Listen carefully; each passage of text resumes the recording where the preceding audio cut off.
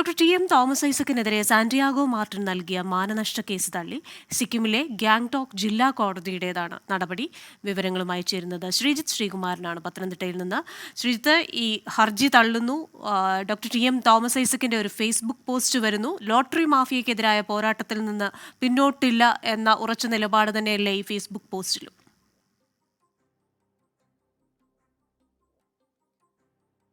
Doctor T M Thomas ഐസക്കിനെതിരെ സാന്റിയാഗോ മാർട്ടിൻ നൽകിയ മാനനഷ്ട കേസ് കോടതി തള്ളി.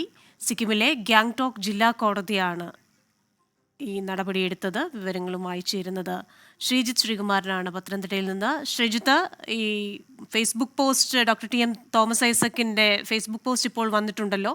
ഈ ലോട്ടറി മാഫിയക്കെതിരായ പോരാട്ടത്തിൽ നിന്ന് പിന്നോട്ടില്ല എന്ന നിലപാടിലുള്ള ഒരു പോസ്റ്റാണ് വന്നിരിക്കുന്നത്. ഒപ്പം തന്നെ ഈ മാനനഷ്ട കേസ് തള്ളിയതുമായി ബന്ധപ്പെട്ട വിശദാംശങ്ങൾ.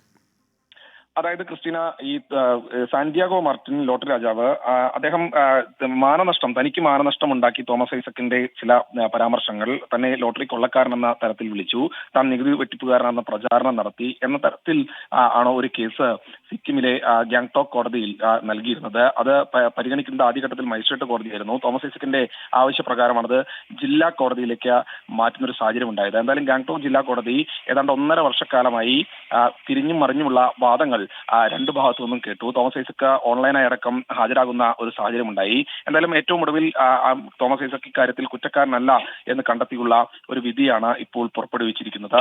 ഈ സാന്റിയാഗോ മാർട്ടിന്റെ വാദങ്ങളെല്ലാം പൊള്ളത്തരങ്ങളാണെന്നും അതിൽ കഴമ്പില്ല എന്നും കണ്ടെത്തിയിട്ടുണ്ട്. ഇതിനുശേഷം, അതായത് ഈ ഇത്തരത്തിലുള്ള തോമസ് ഐസക്ക് ഈ ലോട്ടറി നിരോധിച്ചുമായി ബന്ധപ്പെട്ട വൈരാഗ്യമാണ് സാന്റിയാഗോ മാർട്ടിൻ ഇത്തരത്തിൽ ഒരു കേസ് നൽകാൻ കാരണമെന്ന സുപ്രധാനമായ നിരീക്ഷണവും കോടതി ഉത്തരവിലുണ്ട് എന്ന് മനസ്സിലാക്കുന്നു. എന്തായാലും തോമസ് ഐസക്കിന്റേതായ ഒരു ഫേസ്ബുക്ക് പോസ്റ്റ് ഇപ്പോൾ പുറത്തു വന്നിട്ടുണ്ട്.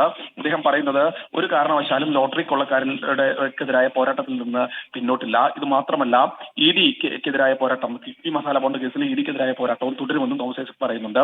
എന്തായാലും ഇനി ക്രിമിനലായി സാന്റിയാഗോ മാർട്ടിൻ അവിടുത്തെ തന്നെ മജിസ്ട്രേറ്റ് കോടതിയിൽ ഒരു കേസ് നൽകിയിട്ടുണ്ട്. അത് ഇപ്പോൾ തുടരുന്നുണ്ട്.